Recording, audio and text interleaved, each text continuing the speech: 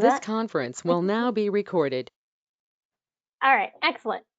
Let me start over now that we're recording. Like I said, my name's Taylor Frizzell. I'm the IAEM Region 1 Vice President. I want to say a quick thank you to all the folks for joining us tonight. I'm really excited. This is the first time we've done something like this at Region 1 where we get to meet the new executive board and have a nice laid-back conversation. It is in a cocktail hour format, so if you did bring a cocktail, please feel free to partake. I know I've got a lovely Sam Adams over here for myself. Before we get started here, I do want to just say that a huge thank you in particular to Olivia from ASMI, who always puts up with all of my ridiculous emails about all these webinars and everything else. And also a big thank you to Catherine McCormick, who's our Connecticut State rep, for helping to coordinate tonight's event. It always takes a village to get these things up and running, so I always appreciate the help. Here in Region 1, part of our professional development scope, we strive to offer these monthly webinars for our membership. And these webinars include a variety of topics, including our next webinar in February, which is going to focus on Community Health Center COVID-19 response and vaccination planning. So that'll be really interesting. That being said, if you have any ideas for topics or speakers that you want to hear from, feel free to drop those in the chat box, or you can email me directly. I can drop that in the chat box as well. This month, I'm really excited because we have the opportunity to meet with our IAEM Executive Board. And so, like I said, I want to keep things pretty casual. So, feel free to ask questions as we go through, and, don't hesitate to participate as much as you all feel comfortable. What we're going to do tonight is I'm going to pass over to Executive Board, give a brief introduction, and then just kind of talk through your goals for IAEM in the coming year. If you don't feel like talking, that's fine too. Feel free to drop your questions in the chat box and we'll make sure that we answer those as they come in. All right, so I was just going to run this in the order that your names appear on the website, if that works for you all. If not, feel free to yell at me, that's fine too. So is Judd able to join us? Judd, did you want to kick us off? And Judd is neither showing his screen nor his audio.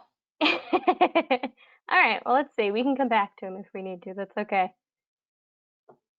All right. Sarah, I don't think is on yet. Neither is Hugh. Let's see. Carolyn. Nope. Kathy Clark. It's all on you. Kick us off. What do you got for us? Well, goodness gracious. It's a pleasure to be here. So I appreciate the opportunity to meet with all of you and just put a name with a face and say hi. And really, what I'm hoping is that for me this year is really about listening and engagement and hearing what's on the minds of members. I have spent my time as a member of IAEM. I learned a long time ago that it's really important to get involved, be part of things, share your voice. It's also equally as important to find people who will help bring your voice to the table, and that's what I did. And so I was involved previously with the training committee, the IAEM training committee, and have been involved with other things. So at this point, this is a new role for me, and I'm doing the interface in the second VP spot with the board and helping coordinate the calls that go on and the feedback with the various chairs and the caucuses. But really, my goal this year is to try to engage members and try to see and hear what's on your minds so that we can continue to develop our professional association, which is so critical to have trusted colleagues that we can rely upon, especially in these times, that you can bounce the crazy off and know, that you know who those people are, they have your back, and they know that they're struggling with the same issues that you are. So I don't have an agenda. My agenda is to be a good listener and to really encourage folks to reach out and let me know what's important to you, and be prepared that I will then ask you lots of questions to try to figure out how I can engage you and find the best place to help you meet your personal and professional goals as part of this organization. So with that, thank you. And I saw I saw Terry join on, but I'll be quiet and listen. So thank you.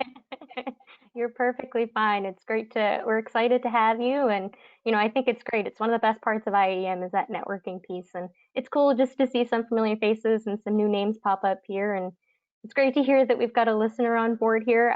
I'm not great at that. I'm very much an extrovert and love the sound of my own voice. So we need more people like you to listen and really, hear what's going on in the group. So that's great to hear. Thank you.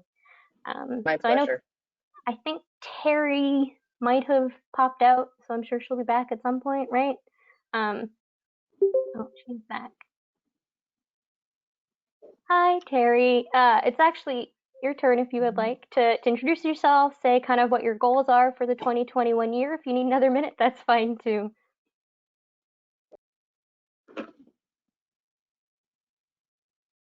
I'm not Terry? sure. You there, Terry? No. Nope. All right. No worries. That's fine too. Well, Not a big Taylor, would you like me to speak on behalf of the headquarters? Yeah, that would be wonderful. And then we'll pass it over to Walter for his as well, and then open it up to the greater group. Yeah. Greetings, Region 1. I'm Beth Armstrong. I'm the Chief Executive Officer of the association, and for the USA Council, my title is Executive Director. And I'm just getting used to my role. I'm in my 34th year with IAEM. We have a staff provided by an association management firm. You see Olivia on the webinar with us. And Olivia and I work with 33 additional professionals whose job it is to provide not-for-profit organization services. My goal is to keep some semblance of order out of the chaos that has become our lives, and especially maintain a sense of connectivity and help you guys, our members, stay calm and understand that we are IAEM strong. And I'd like to beg your indulgence, if we can restore as many video feeds as possible. Our newsletter has no photos anymore because of the inability to get together. So I'm going to take yet another screenshot of a bunch of talking heads in a webinar and brag on Region 1's assembling us. So I am going to do that. I guess I'd love to see Terry and Judd though. Well, let's do one now and then we'll do one later. So is everybody smiling and looking into their cameras? All right. 3, 2, 1. Everybody look pretty. Thank you so much.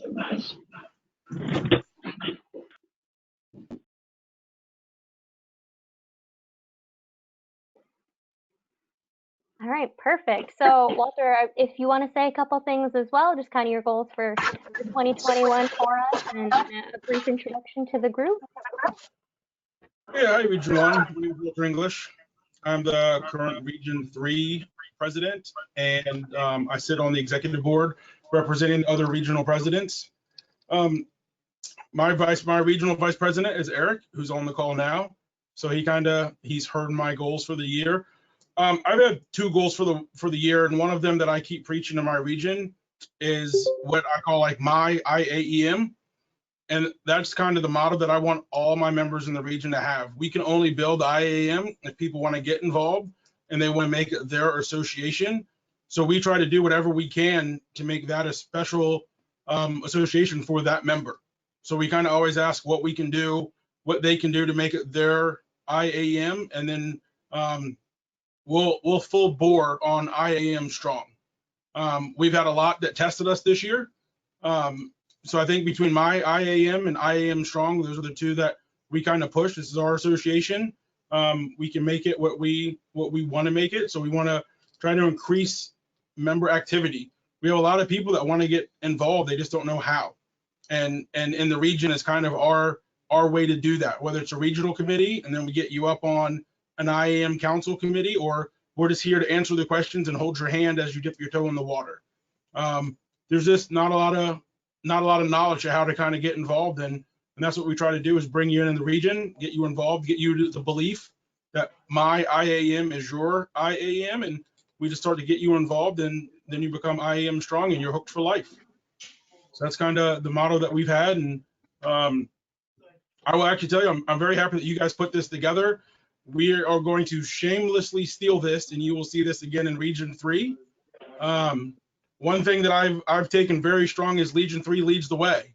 And kudos to you, Region 1, for doing this. This is excellent. This is a great thing. And Region 3 will shamelessly steal it. So thanks for having us, and kudos to you guys. Hey, no worries. You know, what is it that they say? Copying is the highest form of flattery. That would be wonderful. We'd love to see more formats like this. I think it's an awesome opportunity. So steal away, Walter, steal away. So I know Judd and Terry, I think you guys are both on and settled and whatnot now. I don't know if you want to jump in and do a quick little intro and talk about some of your goals for 2021. Oh, I'd love to. First of all, thanks for doing this. After a day like today, I can seriously use a little time of just sipping a allegedly adult beverage and chatting. Yeah, goals. First, survival, pure and simple. For those of you who don't know me, I'm Judd Freed. I'm your beloved president. Notice I put in beloved there because somebody has to like me somewhere. I am 27 years old and have been working on COVID for 366 years. This is what it does to you. If you're currently an emergency manager, run, get out before this happens. This is what 26 looks like. No, like all of you, this has been beyond the pale. It just has been just a rough year, and we need each other more than ever. Walter, I was actually getting ready to tune in like almost on time, and then got an email because one of my vaccination clinics went south because people are sharing secret dates and stuff, and so it's just, you know, everything goes pear-shaped at once. So Walter, I got in the middle of your comment about this IAM is my IAM and your IAM, and I'm with you. Without this organization, I'm not lying. I'm president. I don't have to run for office anymore. I become, past president automatically, and then past has been right after that. So that there's no reason to blow any smoke at all. Without this organization, I could not be getting through what I'm getting through right now, because I am on email, text, phone to colleagues across the country like all the time. Not for like IAM business, but how the heck did you manage this, or how did you manage that? You'll hear me say this every time I speak. I'm not a big believer in best practices. I don't think that best practices really exist. But if it worked for you, there's probably something in there that will work for me, right? And so while what you do in your city or county or school or wherever may not be an exact fit, if you got through it, I can pick your brain and imitate what you did. And I use my IAEM connections literally daily for the last 316 or something like that days since we declared on March 14th. So I don't know how many days that is. And when I say literally daily, I'm pretty close to right. I mean, I started working COVID stuff while trying to be Terry's vice president, and doing a pretty bad job while she held down the fort and kept the organization afloat. But during all that, we were also comparing notes on how we were doing things. And so, getting together with all y'all is a big deal, because if you become a face that I know, that also means, that you become a person I can talk with about whatever this is. So use this organization is, I guess, my goal for the year. I really want to work on, what is the profession of emergency management, and what is a professional emergency manager look like. But I also want to work on the basic concept that, we got 4,000 USA members and almost 6,000 worldwide, Beth, 50 some odd hundred worldwide. Somewhere in that group, there's somebody who has an idea that will help me. And Kathy and I have known each other forever. We trade ideas, and Terry and I have known each other for a long time too. We trade ideas, and Walter and I this summer, I remember pacing up and down on my deck, chatting with him about this. This is why this organization is worthwhile. I wouldn't put in the effort if I didn't think it was worthwhile, and I really do. And so even if you decide not to run for an office, not to become the chair of a subcommittee or a committee or a caucus or anything like that, if all you want to do is just work with others, this is the place to be. And tell your friends, tell your neighbors, to join up. I need their brain. It's all about me. That's kind of the fact. So I would like my hair to turn dark again and grow back in. That will take the end of COVID and protest and fires, and so right now I think we're gearing up for a blizzard, protests, targeted violence, vaccination clinics. I mean, seriously, like if you wrote that as an exercise 2 years ago and brought it to your community to go, hey, here's the exercise, guys. We're going to have a worldwide pandemic, protests, targeted violence, and we'll do it all during a blizzard, they'd have fired you. I mean, seriously. And this is what we're living. And the way to get through it is with each other. So thank you for doing this. I'm sitting here with my undisclosed beverage. And I couldn't meet Beth's unbelievable plate that she has set up. She has like the whole crew today platter and waiters and waitresses bringing her, champagne. I've got some like cheese cut up and some crackers, and I'll shut up now and eat and drink and say hi. Yeah, that's it. So thanks for letting me come in and play. Yeah, we're excited to have you. I'm glad that you're able to join us, and I'm jealous of the cheese board because I myself didn't even do that. So you're ahead of the ball game, you and Beth. My goodness. Was a cheese. I'm going to follow, and Judd, I think I will follow you on that. I think that one of the really critical things that we are all here. It's not even to pick people's brains and stuff. It's also support. To lean on each other in times when you maybe just need someone to just listen to you or to give you, hey, you're doing a great job. And so many of, we're colleagues, but we're so close and many of us are friends. And I think that that's really, we're a family in many ways. It's just a really, really big family. And so as I've been writing my annual report for our organization, and I'm Terry Axman, and I'm the immediate past president of IAEM, and I work at our community hospital here. After almost 25 years as a emergency manager at the local government, so now I'm in the hospital. Never thought, switching over to a hospital that I'd be dealing with a pandemic, and like Judd said, we're dealing with the exact same things, Judd. Severe weather coming in, civil unrest, pandemic, vaccination clinics, trying to get all of that and making sure that we stay safe and secure in our community, but especially at the only hospital we have here in our community. So it's been really good to be able to reach out. And so as I'm writing this annual report, what did I put in there? Continue the collaboration, coordination, and membership of IAEM. Because in the past, the hospital didn't have that. And where do we get a lot of our information and our knowledge and the expertise that we have? It's from all of you guys. And so that I just think is phenomenal to say that we are all members of IAEM and that we're in this together and we are IAEM strong. So with that, I'll turn it over, and thank you, Taylor, for letting us be a part of this tonight. So even though I had to rush home because I got in the middle of the civil unrest discussion, I'm on and I'm all yours right now. So thank you.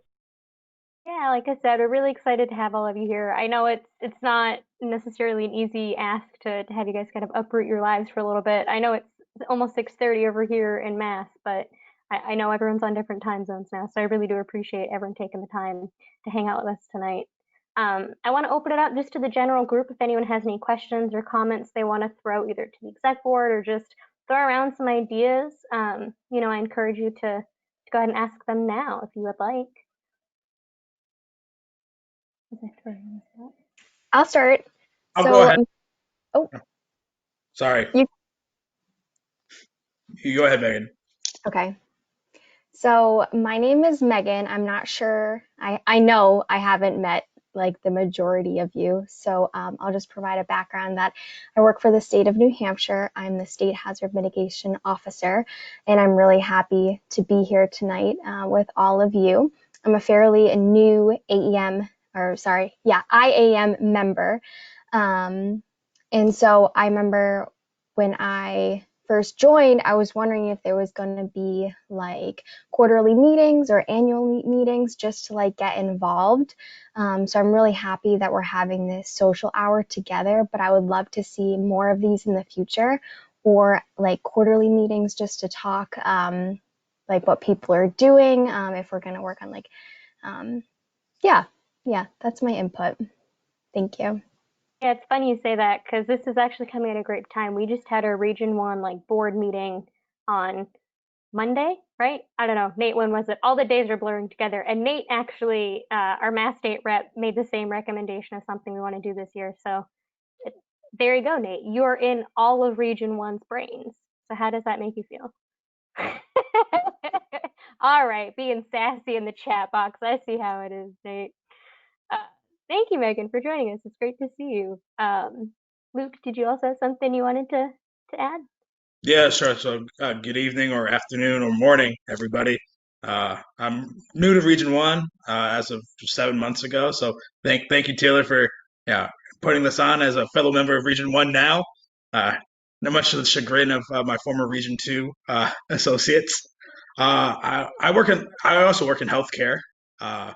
And I think it would be wonderful if perhaps maybe for like the 2022 annual international conference to have maybe some healthcare specific uh, themes to it. I know that this year's theme's already been set, and I know they kind of set in years in advance.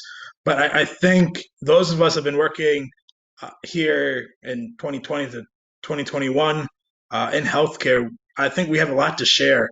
I went from during the first wave working in Midtown Manhattan at a hospital to Providence, Rhode Island, which became an epicenter of the virus too.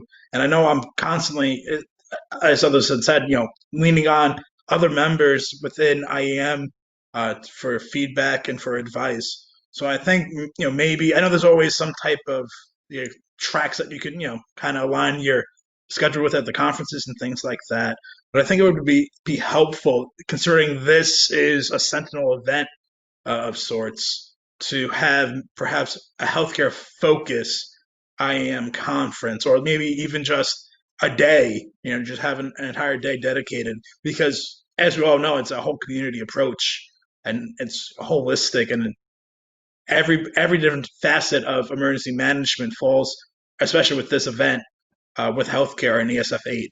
So I guess that would just be my suggestion to this larger, broader audience, that I think there's a lot of lessons learned, and I think that healthcare as an industry kind of has suffered from a lack of representation in emergency management, as I know a lot of organizations have kind of devalued it prior to the pandemic, and they're now ramping up to hire in these positions. So Luke, if I could throw in there, first, no matter what the theme says, the new normal's new normal, whatever it is, there is for sure opportunity to speak and to bring your expertise and those topics out to the group. So I believe the call for speakers even for this year, and it's probably too soon, but to really discuss. But no matter what the theme, that opportunity to speak, and we're always the conference committee, because they actually do all the hard work. I chair a board meeting, right? The conference committee that does that work, they are always looking for people to bring a new perspective. There are, there's a healthcare, caucus within IAEM. We have a transportation caucus. There's these different areas. So it's kind of like medicine to me, right? You're a doctor, you're an emergency manager, right? That's this. But then you subspecialize. You become a specialist in podiatry or oncology or whatever it happens to be, right? Same thing with emergency managers, right? You're an emergency manager. You're an emergency manager. I started out as an emergency manager at a university, right? I came from a volunteer fire, part-time copper background. Got into EMS because I literally couldn't find a job, and ended up in emergency management because the University of Minnesota had an emergency management department that had a volunteer ambulance. From there, I became eventually their second director, right, and got into that end, and then I moved from that end into the local government end. Terry started in the local government end and moved into the healthcare end. So I'm an emergency manager who knows something about now 2 sectors, right? But I've never worked in the transportation sector or in the healthcare sector, right? So you and I can learn a lot from each other, no matter what the theme of the conference might be. And I agree you 100% that this is a Sentinel event. I've been involved in pandemic planning since 1995, and the questions that we had in 95 are still not being answered today while we're dealing with the pandemic that we were planning for, right? So there are lessons to be learned here. There are mistakes. I really hope the after actions for this are honest. I would love to see a presentation on this is what we did wrong. So don't ever do this. If you're in charge of this thing, don't do it because what we did didn't work. I would love to see that presentation. I'm thinking about writing that one myself, quite honestly. Yeah, bring your expertise, man. We need you. So that's mine. I don't know if somebody else from, the board or anyone else wants to talk on that, but I got your back. And Luke, too, at a regional level, like I said, we try and do webinars monthly. So if there's a healthcare focused topic you would like presented, feel free to let me know. Shoot me an email, and I'll harass poor Olivia again to help us set something up. I'm sure she loves getting my emails. And I know we did an after action review session. Oh, I don't know, October, November-ish. I don't know if you were able to participate, but we did have something that was focused in healthcare, and we're more than happy to share some of the notes that we had there. If you want kind of a second iteration of it for 2021 as we're still dealing with the pandemic, please let us know. It's certainly something I think that a lot of people would be interested in. Yeah, Also, absolutely. Yeah. Absolutely. And I know for me, I was unable to attend that event simply because I was doing the boots on the ground type of work here in Providence. So, and I think that, and Judd, and thank you for your comments there. And I do realize, you can have different breakout sessions or, be a not a plenary speaker, but the 6-minute speakers. I'm forgetting it. I'm sorry about forgetting the name of the category, but yeah, absolutely. But I do think there perhaps will be some type of merit to have some type of refined focus. Maybe not in 2022, but maybe in 23 when there's been enough time to kind of digest all the AARs. I think that would be extremely useful as this is going to reshape not only our industry, but the international community as well.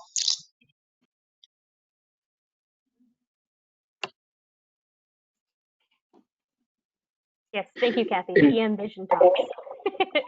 Those little 8-minute sessions. And just building on what you opened with and tying it in with how healthcare can be, one of the things I found enlightening that I'm excited to see how it evolves moving forward is how truly interconnected, even though they're subdisciplines of EM, they're really interconnected, right?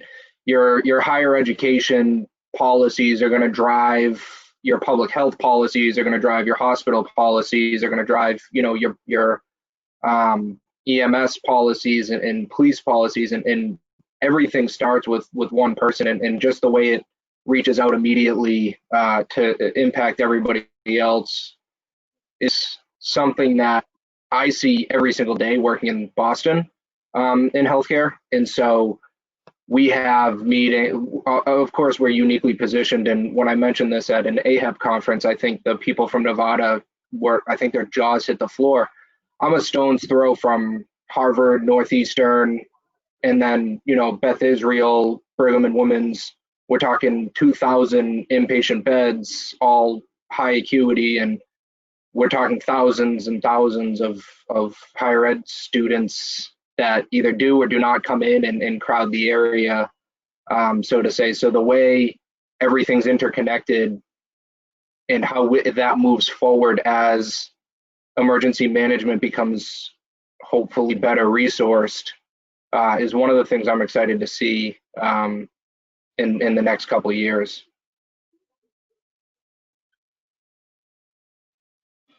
It's that hopefully better resource and the interconnectivity.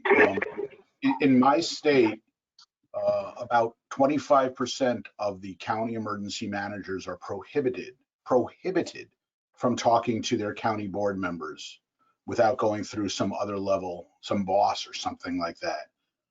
When I started at the University of Minnesota, I was prohibited from talking to the president of the university, despite being the deputy director of emergency management. The way I solved it at the U of M was simply by accident. I started a program there on public access defibrillation back in the day. The president liked that. President Mark Udoff, and he called me to a meeting, put his hands on my shoulders, and referred to me as his friend Judd. I'd never met the man before in my life, by the way, and instantly I was in. So like that level of politics in it. This event, I have colleagues here. Kathy can probably back me up because she's here in Minnesota as well. I have colleagues here in Minnesota who have been telling me that this is the end of emergency management because they're doing nothing. They have nothing to do. They're not involved at all in this. On my end, I have zero sleep. Like I said, I'm 26, right? And this is bad, right? In my county, we're direct reports to the board and to the county manager, and we're involved in all of the ends of stuff.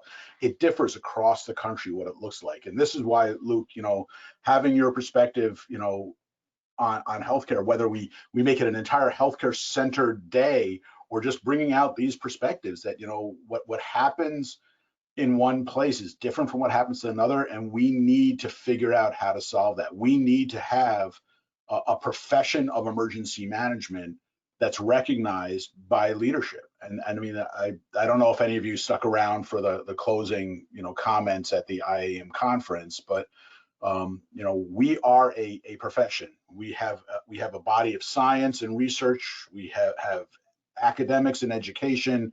We have people who are doing this for a living and who are good at it and developing more and more information that can be shared. And this narrative that's been sold that we are somehow a brand new profession that's still finding its way is horse manure. I would use the words bullshit, but that would be improper and impolite. So I won't say bullshit. It's only horse manure. But if I were to say it was bullshit, I can tell you that emergency management started on November 1st.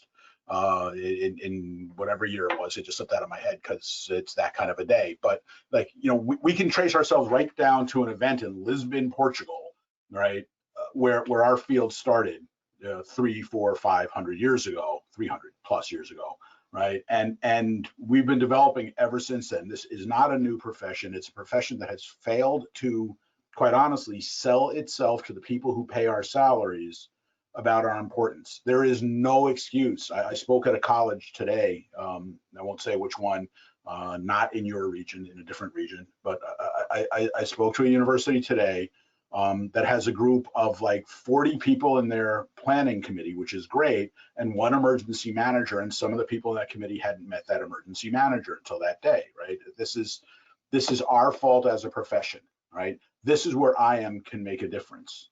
Right. I'm not joking when I say that Terry is probably the most impactful president our association has ever had. And not because she was able to go to Washington, D.C. a lot, but because she was able to keep the entire organization functioning when half the world didn't know we existed and the other half was demanding things of us right now. So, this is the time, and I'm looking out here, and there's a lot of you who are younger than 26 and haven't yet developed gray hair and haven't gone bald and aren't old and burned out, right? This is your time, right? Right now is the time. This is why I'm saying, we need an adequate AAR. Some of the things that happened in this can't happen again. Some of them were good, right? We plan for a living. Right? We manage, we organize. Let's tell that story. Let's get out there and tell people. Our government affairs committee can help with that. You in your region, you can go out there and talk. I don't care if you're a local government or not, talk to your Congress member, right? Go up to him or her and say, Madam Representative, I'm the emergency management for X hospital or for Y university or for the county of whatever. Right? You work for the state, you can't speak for the state, but you can speak to your own Congress member and say, hey, I'm an emergency manager here in the state. And did you know what emergency management does?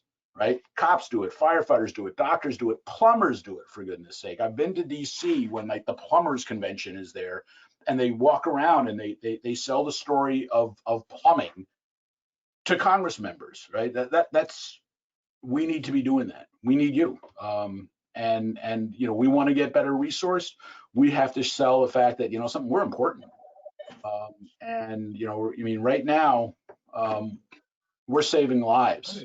We're helping communities survive in different ways, in following different procedures and processes, right? But what you do actually matters.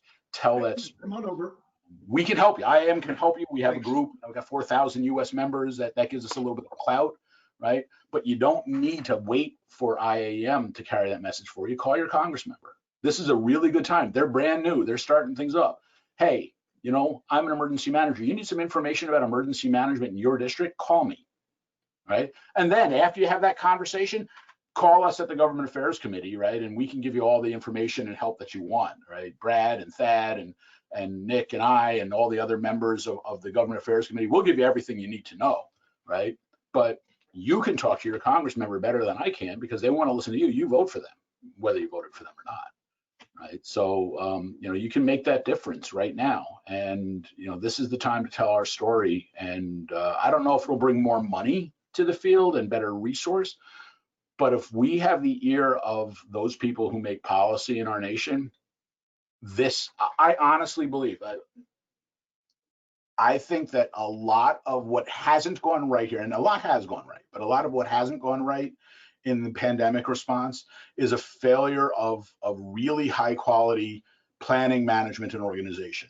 Right? There's been lots of science and thought process put in, tons of experts, but emergency managers can bring in that planning, management, and organization into it all. And I think if we had been more involved up front, more listened to up front, that today things would be going 2 or 3 steps faster and more smoothly. I honestly do believe that.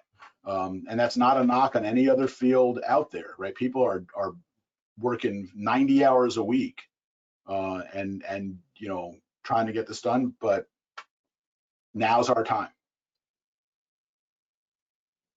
So Justin Cates,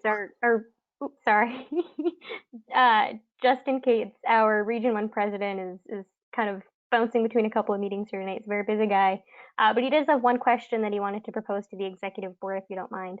And I'll second this question. How can Region 1 help support and promote the profession of emergency management this coming year in 2021? Well, since I'm a loudmouth, I'll pause for a minute and let Kathy or Terry kick in if they want to, because I'm talking way too much sometimes. So if they have something that they want to say first, otherwise I obviously have some opinions on it. You're perfectly fine. They're not turning green. Kathy. Well, I was waiting for Terry. Well, you said it, and Judd knows my background, and my background is in communications. And so don't hold this against me. At one time, I was a professional journalist when we actually had ethics, and we had a code in how we did that. But that's how I got involved in emergency management. And Judd is spot on. So to Justin's question, the first thing I ask people all the time, if someone doesn't know your story, look in the mirror. What have you been doing to synthesize your message and make yourself current and relevant? And it has to start with the profession, us. So how does the region support it? This kind of thing, from my perspective, makes a huge difference. We've all talked about it. All the board members here said it. Get involved. Make sure that you are part of the collective action to make this and continue as we make this profession relative, current, and talk about the professionalism that and the planning aspects that we bring. And Judd, we've talked about these type of things and wanting to have those conversations about what is a professional emergency manager and bringing that to the table, because if people don't know, we have to own that. And I think that Region 1 is a great start, and Walter, copy on, and I will tag the people in Region 5 to get them to do a very similar type of thing, that we have to continue to have these kind of conversations.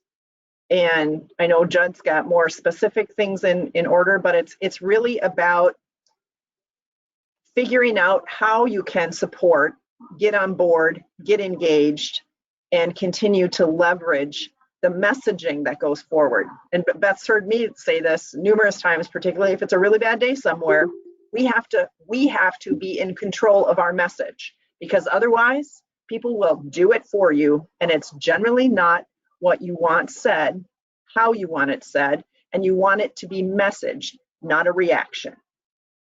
So with that, I will stand down and let my colleagues talk. So to build on what Kathy said, and to get specific to Justin's question, what can Region 1 do?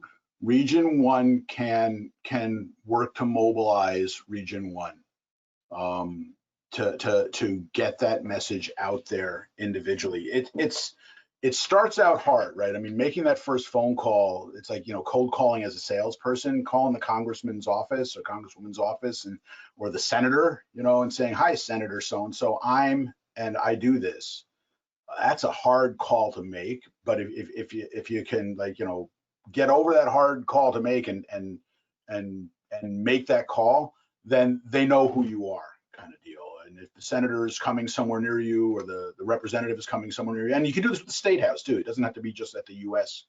level as well. I can tell you that long before I became in the leadership of IAEM, I had the opportunity, because I got involved in IAEM and an organization called NACO, which is the counties association.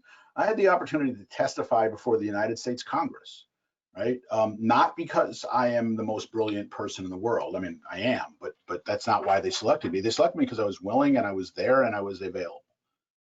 They needed an emergency manager who also was with a county, had to be with a county for this particular meeting, right? And I got to testify before the United States Congress, and one of the people sitting next to me was the then president of IAEM. And, talking to her, I kind of thought, well, I'll get more and more involved, that kind of a deal. So since then, I mean, Kathy, I don't know if we met then or not, but we both were, before a state house committee following, I think it was following the bridge collapse, if I remember correctly. That was one of the first times we did so. I think we knew each other before then, but we both ended up there because we were emergency managers in the state of Minnesota after we had an interstate highway collapse into the middle of the Mississippi River during rush hour. Why? Because we were willing to show up and talk. It does take a little bit of gumption to make the first call, but I got to tell you the truth, honest to goodness, if you ever get the opportunity to testify for the U.S. Congress or even the State House, it's bloody cool, right? I mean, it really is. I mean, you don't get paid much, as an emergency manager, right? But you get to say that you testified before the state of Minnesota, right? And in my case, I chose to get very involved, right? In your case, if you can just make that phone call, tell them who you are, look in that mirror. I think that's all really excellent feedback. like I had mentioned before, we just recently had our board retreat on Monday, so we had a really extensive conversation about how we can be promoting emergency management, and I think that's why Justin had posed the question. But we had a conversation around kind of doing op-ed pieces or personal interest pieces in local newspapers or our local radio stations or TV stations, just to bring to light all of the incredible work that the emergency managers have been doing over the past year, especially because we're running on the tails of COVID-19, but also just in general, the incredible work that emergency managers do. So it's part of, I think, why he asked the question, is because we're just looking for ways to really promote emergency managers and everything that everyone's doing and all of the gray hairs that we're getting, as Jess mentioned. And those are also really great ideas. And again, if you want to write something, for a newspaper and you need a little help with the editing or format, reach out to IAEM headquarters. I mean, we can help with that. Your words. I mean, I have to write something. I forgot about this part. By the way, Terry, you forgot to remind me of this part. But for the IAEM bulletin every month, I have to write something. Yeah, I send it right off to Beth. Can you edit this for me so that it's in English? And yeah, I mean, so we have people that's what your association can do. And then from there, if Region 1 in this community or this facility puts something together, get it out to the rest of the region, and somebody else can maybe modify it and use it for themselves in their local newspaper. Use each other as resources. And Jed, I think to expand a little bit on what you said earlier was there are so many people in IAEM where you said you reached out to people. There's so many people that are willing to mentor and to assist. And so, I look back when I first started in the IAEM, I never thought I would run as a president of the organization. But I tell you what, Mike Sells, and some of you guys probably have never heard of Mike Sells, but he believed in me and he coached me and he guided me, and that he wasn't the only one. So there's a lot of us out here that I think, reach out to us. We would be more than happy. Judd, I know I'm older than you. So with that, there's a lot of us that have that experience and that expertise, and we can really help and guide. And we want to bring up a lot of the, individuals that are out there that are going to be taking over from us that are older. And so if we can encourage and we can train and we can educate and we can mentor, that's what we're here for too. So as a past president, I'm always open and willing to talk to anybody and to assist them and guide them on different things that they can do professionally, but even for the organization on what you can do. So whether it be you're going to be a member of a committee, and then maybe you're going to run and be a chair of that committee at some time. We always are looking for leadership, and we need fresh leadership. And so join, become involved. I know you're already members of IAEM, but really get involved in the organization because it makes us stronger. Yeah, and to that point, Terry, like I had said, we talked through a lot of different projects and goals we'd like to accomplish just at the regional, Region 1 level, and we would be looking for a membership to participate and get involved that way. Because again, people want to be involved, and we're trying to offer as many opportunities as we can to get folks involved. And we're very lucky that we're geographically small. So, when non-COVID world is a thing, we can do a lot more, I think, and see each other in person. But in the interim, I do want to throw out some of the projects in case folks are interested. A lot of our goals this year are going to include, I apologize, I'm staring at my notes here, but we're hoping to do a lot more work in the training and professional development sphere, a lot more virtual offerings of courses, partnering with FEMA to get a lot of stuff online. So if folks want to help out in putting those together, that's a great place. We're also looking to increase, selfishly, I'm from a private sector world. I work at a bank doing business continuity. So a big goal there is to increase the the backgrounds of the folks that are involved in our organization, right? So increasing private sector folks and our healthcare folks and getting involvement from different spheres of the world of emergency management, because we're very lucky that It encompasses so many different kinds of folks and worlds, which is great. And we're also looking to engage our students more. So, we'd love to offer kind of a virtual student conference, if you will, and meeting with some of our local universities virtually, of course, to tell them about IAEM and the great opportunities that are involved there. So, and of course, we're always open for other projects too. If folks have ideas of things that they would like to see, always feel free to shoot us emails and LinkedIn messages and Facebook, whatever the heck people are using nowadays to get in contact with folks. I'll stop babbling for a second, but does anyone have any additional comments or questions or anything else they want to throw out to the group? You guys have been super involved. I love it. Well, we're not using Parlor anymore. We know that. I know. I can't keep them all straight. It's like I found out about it one day and the next day it was gone. So I don't know. I can't keep all those those things straight. Taylor, I have maybe a question / suggestion, and basically, I'm a little biased in this, but and I guess this is to the larger IAM board too, but perhaps a partnership with AmeriCorps' FEMA Corps. I know I'm a product of FEMA Corps, and it was absolutely instrumental of me earning my CEM and launching my career more in depth in emergency management. And I know when I was involved in my early 20s, that there were a lot of individuals there that have become part of the emergency management industry that have joined FEMA or other local EMAs or other aspects or industries within EM. So I don't know if there's an opportunity more at the federal level, as AmeriCorps is a federal program for FEMA Corps, with partnership with FEMA IAM and FEMA Corps to kind of almost, I don't want to say pipeline membership and interest, and a mentorship program. I know I've connected with many that I served with, or even in different years served with. I was actually on a call today with another individual who also did FEMA Corps and is in the industry now too. And we both agreed that FEMA Corps was instrumental in launching our careers into emergency management.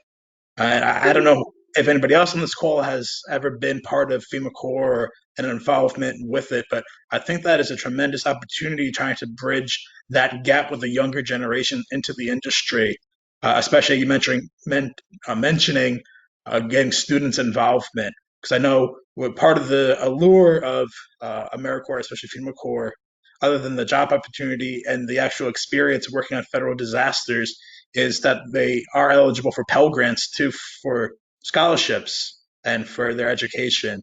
So I just a suggestion, a little biased on my end as I'm a product of FEMA Corps, but something for consideration. That's an excellent point. And, Catherine and Nate can attest to this. We have a FEMA representative on our boards, non-voting member, Stan, who attends our meetings every month from FEMA and provides their feedback. And we try and partner as much as we can, but I think that FEMA Corps is certainly something that we should make part of a bigger discussion. I think it's an excellent point. You're very right, and that's where a lot of the emergency managers are coming from nowadays, those young folks. So that's a really good point. Excellent suggestion, Luke. Taylor, also that you look, right outside of your doors, of wherever you're located, into your local community. See if there are people there that you can convince to come and play. There's a wealth of need inside the individual community for people who can communicate with that community, and they're not all me. There's people out there now who may not have access to a FEMA Corps or even access to a college program. But like if I need to reach into, we have a community of people in my county, the Karen population. They're people from Burma, a very small community. They're not going to listen to me because I'm not a trusted person within that community. But the tornado goes through their towns, they're part of our town as well, and so reaching out the door right now, we're working with people in that community. We're working with people in our African American community, our Somali American, our Ethiopian American community, all these groups, because we need to be able to reach out to them, and we're trying so far without success to get 1 or 2 people to say, hey, I'll come and intern with you, and learn how, right? So set your goals big and set them very local as well. Things can change if you just open up the door and shout outside of the window. To add to that, I think it would be very valuable to reach out to all disciplines. So I am a fairly recent grad within the last 5 years. I did undergrad in meteorology. And as I was going through that, I had no idea what emergency management was. And I was actually at a meteorology conference, and one of the grad students was taking an internship in emergency management. And I was like, what's emergency management? And she really enjoyed the internship. She got a position there the next year at the conference. She was like, hey, we're having internship opportunities. You should apply. I applied. So I originally thought I was going to be a meteorologist for my career, but I soon fell in love with the whole profession of emergency management, and I haven't looked back since. So, just listening today, some people have journalism backgrounds, communication backgrounds. I have a meteorology background. We need people from all disciplines. Everyone has something that they can bring to the table.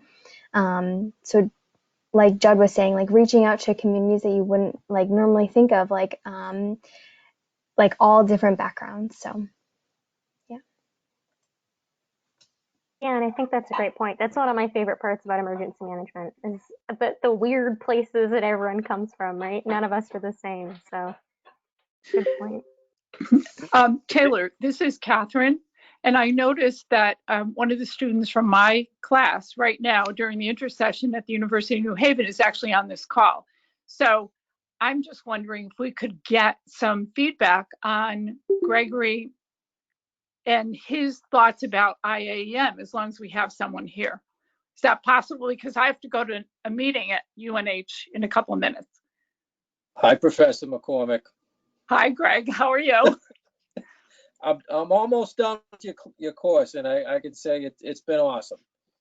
Well, great. But I really would, based on what people were saying here tonight, and I saw your name there, I thought this is an opportunity for us to ask you, as also a student, and I believe you're kind of working in emergency management. Retired firefighter. I was a professional firefighter for 20 years. Okay, so what does IAEM do for you? We need to get more students involved. Well, for starters, I believe it gives a knowledge base from different areas of the country and also globally as well as to what other areas are doing, and also networking. And I think part of your class in particular that applies to IAEM is the lobbying that the organization is going to do with the new administration coming in, and trying to set their own voice towards new policies and possible changes to policy within the United States. Well, I totally agree.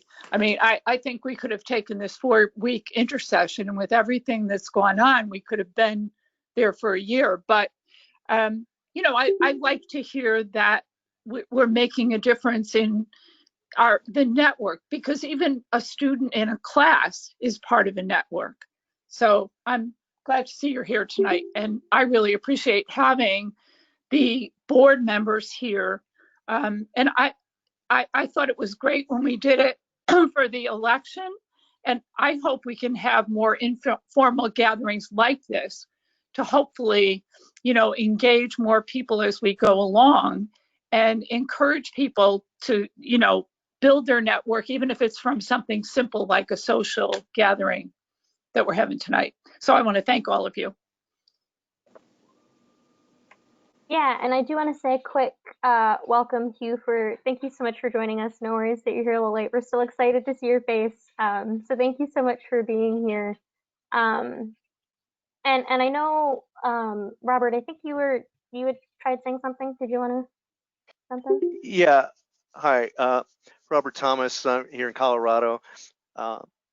I wanted to echo Megan's point because I'm a volunteer with the Red Cross, and I'm actively engaging the meteorology community to participate on disaster responses because of that level of insight that it can bring, especially like with when we're supporting the aftermaths in Louisiana and then getting hit, back to back with two more other storms while you're in the middle of that, and to have someone with that knowledge to inform leadership on when you need to shut down certain parts of the operation. The other one I'd want to add was your threat liaison officers and your joint terrorism task force folks in your community as well, given that so many agencies right now are standing up and trying to deal with the civil disturbance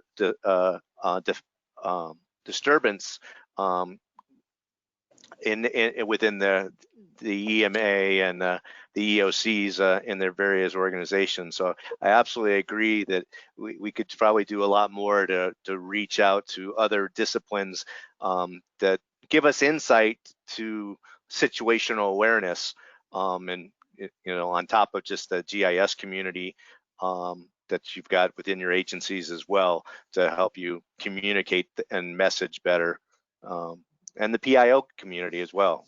So I think that's something we probably could do a lot more as emergency managers, is making sure that we've expanded that sphere of influence.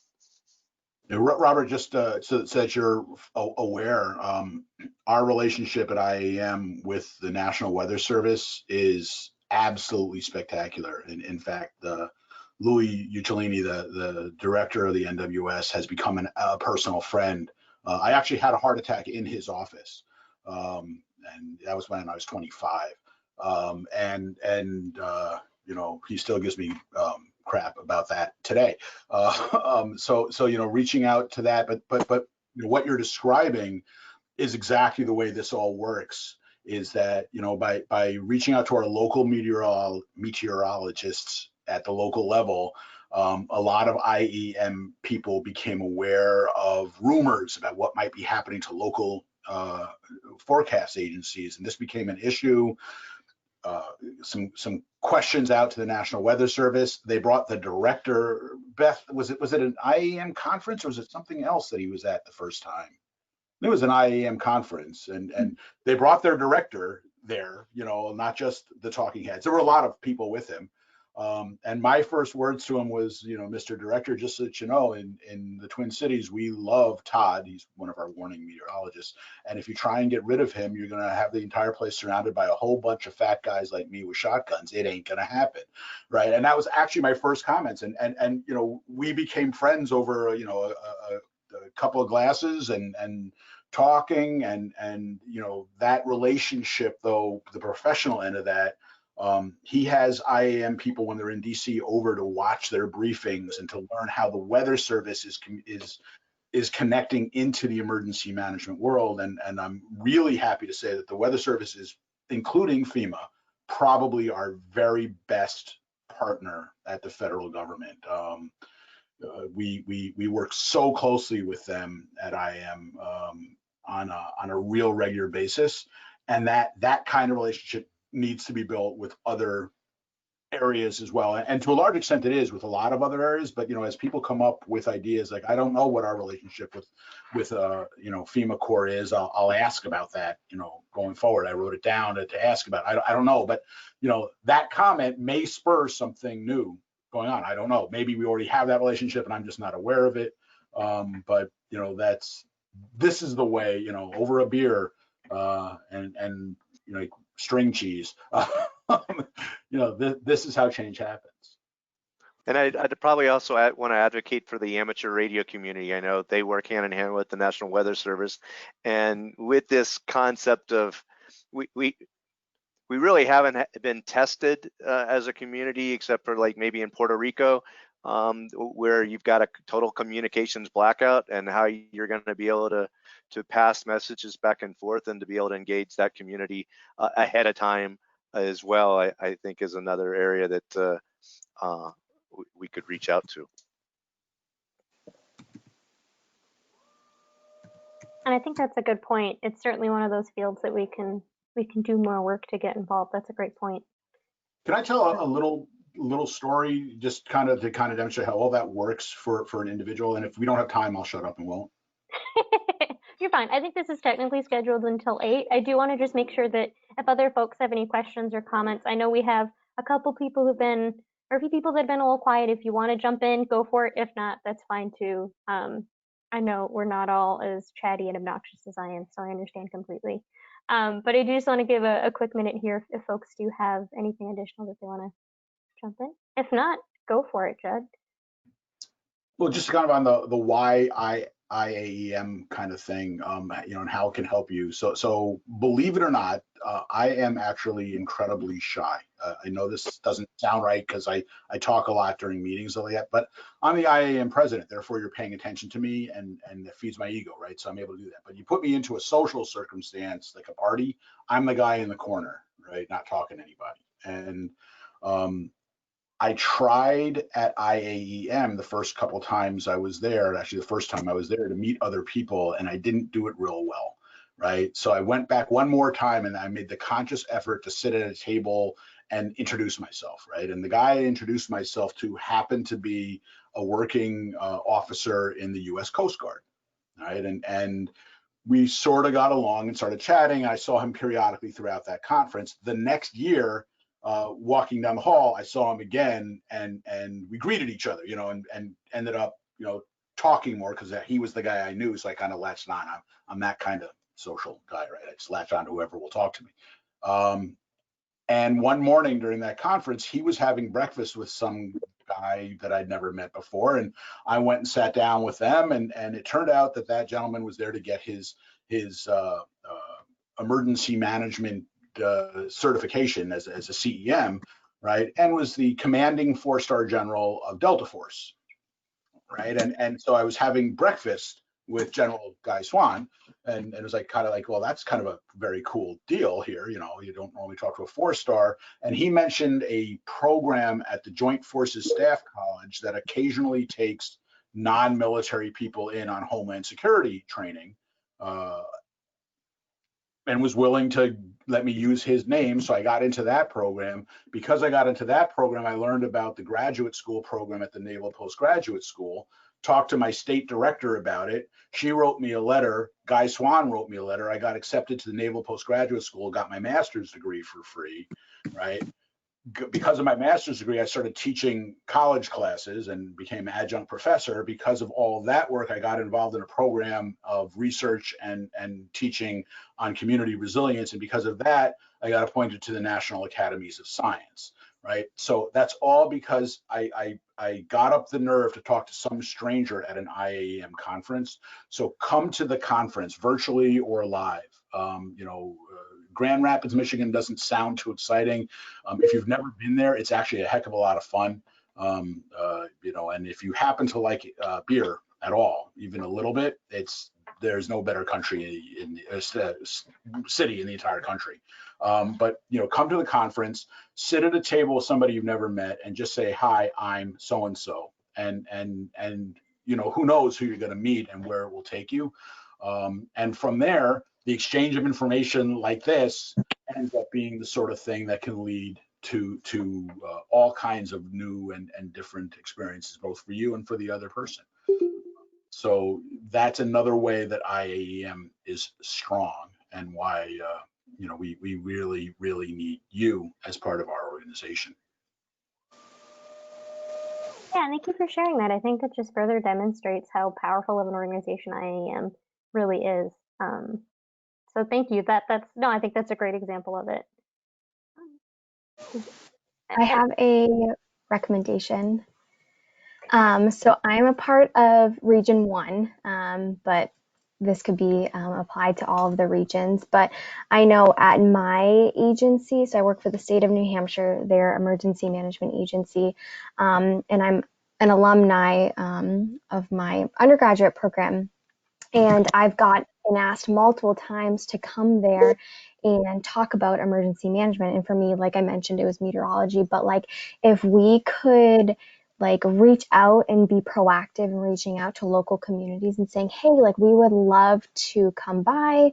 Well, now it's COVID, so virtual maybe, to present about what emergency management is. And like for me, I would talk about what I'm familiar with, but like we all have different backgrounds. So you could, for example, if you are in healthcare emergency management, you could go talk to like nursing students and say, hey, like you're a nursing student, but also like there's this branch off where emergency management is like also a career that you could look down.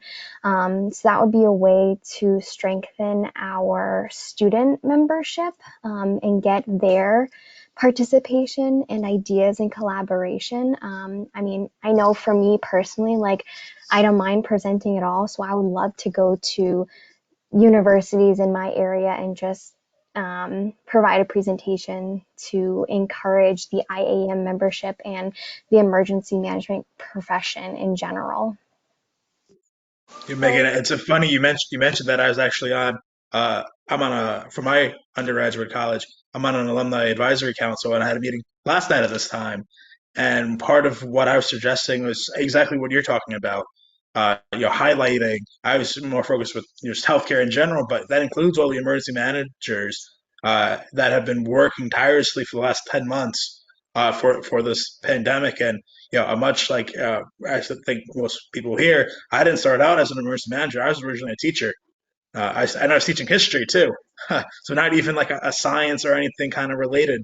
And so I was able to sell my alma mater on, just kind of highlighting, the hashtag healthcare heroes, coming from the university, and to actually go and talk to the current students virtually. And this, my alma mater is in Greater Syracuse, New York. And so they love the idea. So I definitely think there's merits there. And I think it's really up to, not to assume, but Megan, I think you and I are more or less in the same generation. And so this younger generation that's even represented here can have a lot stronger pull on current students, and to kind of say, like, it doesn't matter what your background is, we're all in this together. But if you felt that you wanted to contribute something despite your background, it's a big umbrella. It's big 10 emergency management, and we thrive on that diversity. So what I'm going to take away from this little conversation we had right here, is that I'm going to peg you both to start doing student outreach in Region 1. I think that makes sense, right? I think that's what just happened. So we'll be in touch on that one. Does anybody have anything else that they want to add? This has been a really great conversation. I really enjoyed this. This is Walter. I think one of the things that Megan and Luke are talking about is something that I'm working with Carolyn on the board level, is really that engagement. And it's really kind of that 1, 3, 5 years post-college, kind of new to the profession. And that's something that we're kind of looking at, because once you're in the profession, you can really see the value of IAEM. It's very, very clear to you. But when you're kind of at that 1, 3, or 5 years, you still might be questioning it. And that's where we're trying to do some of that outreach and really try to look at what we can do that better. So I think you guys have great ideas. I'm definitely going to reach out to you in the future to get you like some of those ideas and get your help on that. And what I would also urge you guys is look at the membership committee and come join that committee and put your ideas there, because different backgrounds will help it grow, and it'll be great. And I'm here to tell you that if, my first committee that I went to, I sat there quietly for the first 6 months and just tried to learn how to do it. But go there, share your ideas, and push some initiatives. And as Carolyn and I try to push some of these, we'll definitely reach out and get you involved and try to do that. Adding to what Walter said, and I'm the board liaison to the membership committee. Walter is a member of that as well. It's not a very big committee, and it could actually use some more people. And they're working on a number of things, from outreach to other organizations at their expos, having a booth. They're working on what they call the IAEM elevator speech, how you can sell IAEM in 30 seconds or less. Not the easiest thing to do, because all of us like to talk about it a lot longer than that. It's a mixture both of new members, of fostering student members, and then retention. And our retention kind of sucks. But part of that is because if you look at our profession, there's a lot of rotation of people that move through emergency management for whatever reason. So number of parallel things going on. And so if anybody's interested, Andy McGuire is the current president of that, and we can arrange to get you in touch and get you involved in that committee. As well as, of course, there's plenty of committees and caucuses if anybody wants to participate. I want to say something sassy about you guys stealing our Region 1 folks, but I guess we'll spread the wealth. I guess we'll be fine, and we can all be friends. Really Yeah, and need you to that liaisons point. Sorry, Walter, go ahead. I think we really need liaisons to all the regions, because some of it is doing some of that outreach at the conferences and events, or just sharing information to the members. I mean, as you can see, there's a lot of things that are out there, but if people don't know about it, there's nothing we can do. So it's kind of that, one message, many voices concept.